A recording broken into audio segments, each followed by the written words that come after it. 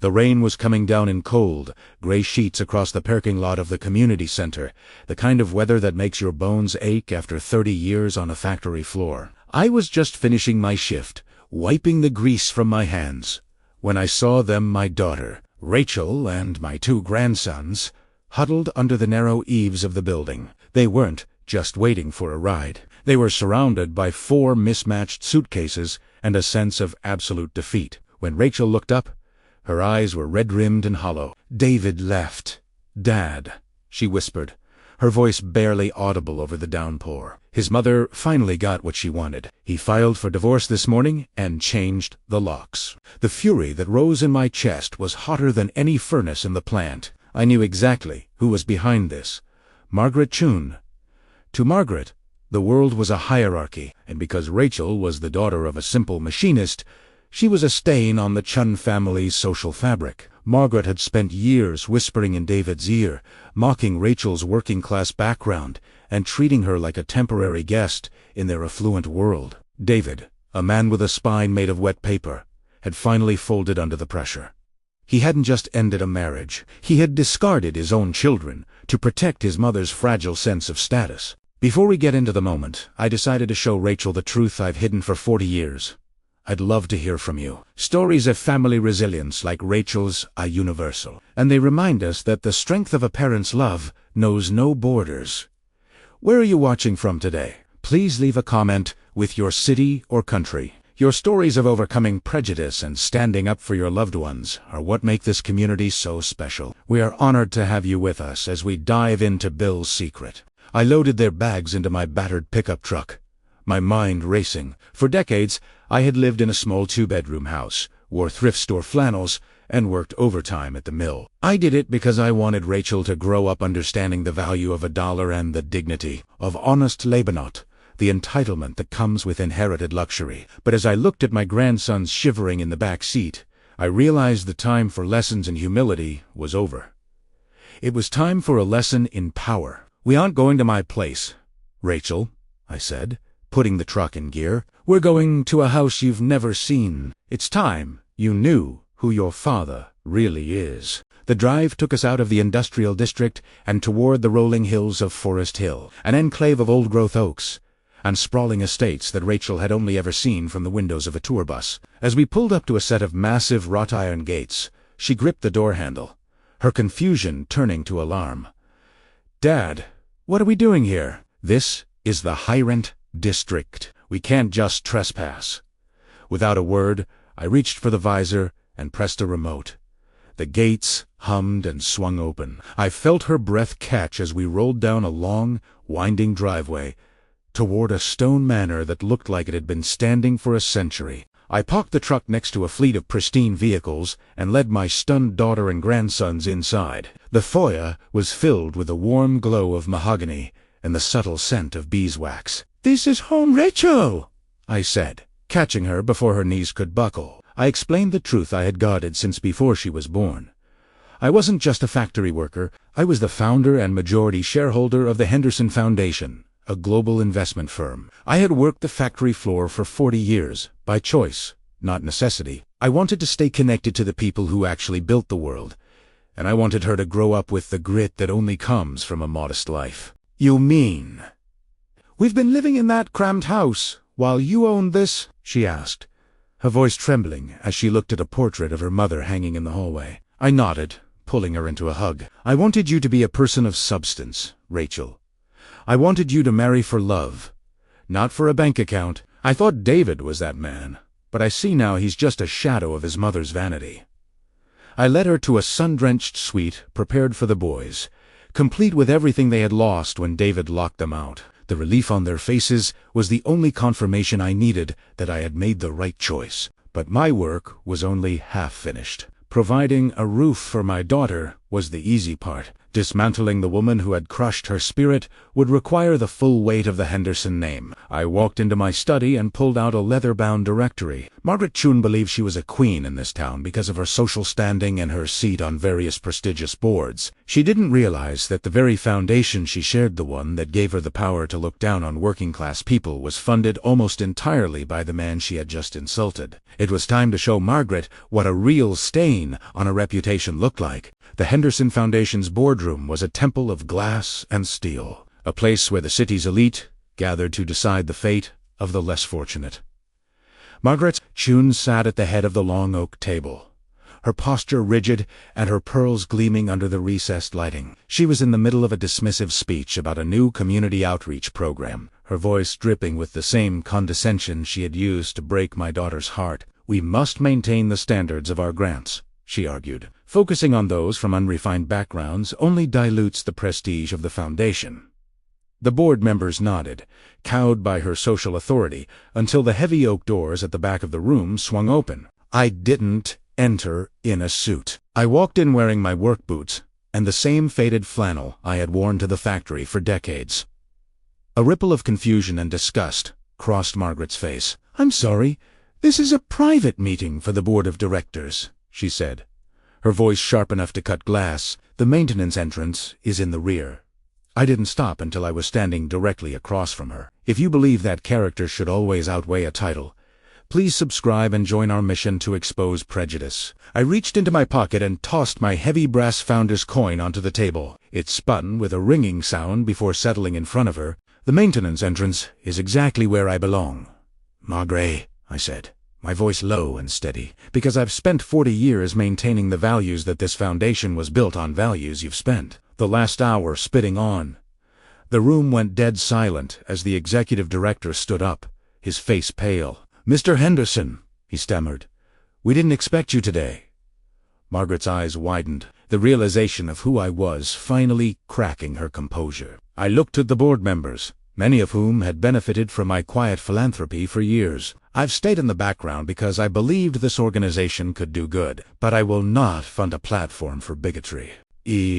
Pulled a file from my big evidence of Margaret's systematic rejection of qualified working-class applicants for the Foundation's top scholarships. "You claim these people are unrefined, yet you're the one who discarded a mother and her children onto the street because of their zip code."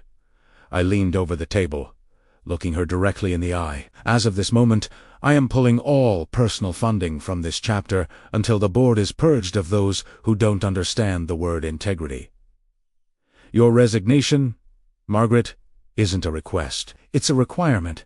She tried to speak, to claw back some shred of her dignity, but the room had already turned. The Queen of Forest Hill was suddenly just a woman whose crown was made of nothing but stolen air. The news of Margaret's public humiliation and the revelation of my true identity rippled through the city's social circles, like a tidal wave. For David, the realization that he had traded a $12.5 million inheritance for his mother's approval was a crushing blow to his shallow ego. 3 days after the board meeting, he appeared at the gates of the Forest Hill estate, looking disheveled and desperate. He wasn't there out of a sudden surge of love for his children. He was there because his mother's social collapse had cost him his standing at the firm, and he realized the working-class family he had abandoned was now his only ticket back to the top. Rachel met him on the grand veranda, but she didn't look like the broken woman I had found at the community center. She stood tall, her shoulders back, wearing the quiet confidence of someone who finally knew her own worth. "Rachel, honey, I made a terrible mistake," David pleaded, reaching for her hand. "My mother manipulated me. I never wanted to leave you or the boys. Now that we have the resources to really build a life here, we can put all this behind us. We can be the family we were meant to be." He looked past her at the manicured lawns and the stone facade, his greed barely veiled by his performative remorse. Rachel didn't flinch. She withdrew her hand and looked at him with a pity that was far more cutting than anger. "You're right about one thing. David did make a mistake, but it wasn't a financial one. It was a character one." She stepped forward, forcing him to look her in the eye. "You didn't leave because we were poor. You left because you thought I was beneath you. And you aren't here now because you love me. You're here because you've realized my father is a somebody. If we were still in that small house with nothing but our dignity, you'd still be in your mother's guest room, laughing at my expense." The boys watched from the doorway, and for the first time, they saw their father not as a hero, but as a cautionary tale. I'm pursuing the divorce, Davia, Rachel said, her voice a calm, unwavering steel. And I'm going back to school to get my teaching degree. I want my sons to see what hard work and resilience actually look like. You chose your mother's world, and now you can live in the wreckage of it. As David was escorted off the property by security, the professional fallout began to settle in. His firm, wary of the scandal surrounding Margaret's discrimination, quietly moved him to a dead-end position in a satellite office. He had traded his family for a shadow, and now he had neither. The transition from a factory worker's daughter to a woman of independent means didn't change Rachel's heart. It only gave her the freedom to pursue the life she had always wanted. She enrolled in a rigorous master's program for education, determined to teach in the same neighborhood where we had lived for so long. It was during her first semester of student teaching that she met James Park. James was a fellow educator, a man who spent his days navigating the challenges of an underfunded public school with a patience and humor that reminded me of the men I had worked alongside at the mill for 40 years. Unlike David, James didn't care about the label on someone's clothes or the zip code on their driver's license. He saw the world through the lens of potential and hard work. Their first meeting wasn't at a gala or a high-society fundraiser. It was in a crowded school cafeteria during a rainy Tuesday lunch break. James was busy organizing a literacy drive, his hands covered in marker ink and his sweater slightly frayed at the elbows. He didn't know about the Henderson Foundation or the Stone Manor in Forest Hill. He only knew that Rachel was the most dedicated student teacher he had ever mentored. As they worked together to build a curriculum for children who had been written off by people like Margaret Chun, a natural, grounded connection began to form. James admired her resilience, and Rachel found a sanctuary in his authenticity. When Rachel finally invited him to the family house for dinner, James pulled up in a rusted sedan that had seen better decades. He walked up to the massive front doors of the estate, paused for a second to adjust his tie, and then rang the bell with a steady hand. He wasn't intimidated by the grandeur. He was simply curious. I watched him from the study as he greeted my grandsons, immediately engaging them in a conversation about their favorite science projects. He didn't treat them like heirs to a fortune. He treated them like boys with bright minds. When he finally sat down across from me, he looked me in the eye with a quiet respect that wasn't born of my bank account. "Mr. Henderson," he said, "Rachel has told me about your career at the factory. I've always believed that the most important lessons aren't found in textbooks, but in the hands of people who actually know how to build something." It was the first time in years I had heard a man speak of labor with such genuine reverence. I saw the way Rachel looked at him, not with the anxious need for approval she had felt with David, but with the peace of being truly seen.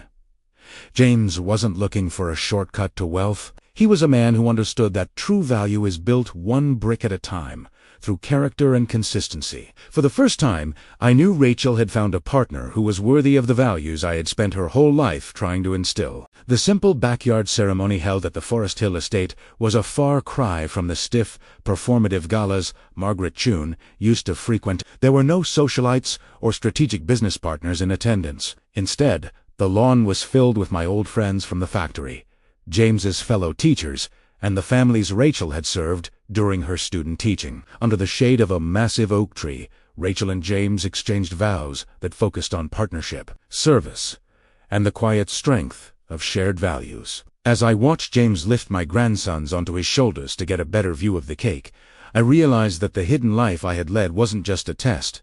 For my daughter, it was a blueprint for a life well. In the years that followed, Margaret Chun's name faded into a cautionary whisper among the city's elite. Stripped of her board seats and her social leverage, she found herself living in a modest apartment, unable to reconcile her sense of superiority with her newfound anonymity. David, too, lived in the shadow of his choices, watching from a distance as the family he had discarded thrived under the care of a man who possessed the backbone he had always lacked. Their story ended in the cold vacuum of status, while ours began in the warmth of community. Rachel eventually took over the leadership of the Henderson Foundation, transforming it into a powerhouse for vocational training and social mobility, ensuring that no one would ever be judged by the grease on their hands again. I often sit with my grandsons now, teaching them how to work with wood in the garage, the same way my father taught me. I tell them about the dignity of a long day's work and the importance of looking a person in the eye regardless of their station. I want them to understand that money is like a shadow. It can be long or short, depending on the light, but it's never the thing that's actually standing there. True wealth is the love of a family that won't break, the respect of a community you've served, and the integrity to do what's right when no one is looking. If you've been moved by Bill's journey and believe that honest labor and a good heart are the true measures of a man, please subscribe and join our community. Your support allows us to keep telling stories that celebrate the grit of the working class and the triumph of character over greed. We'd love to have you with us for the next chapter. Click that notification bell so you never miss a story of resilience.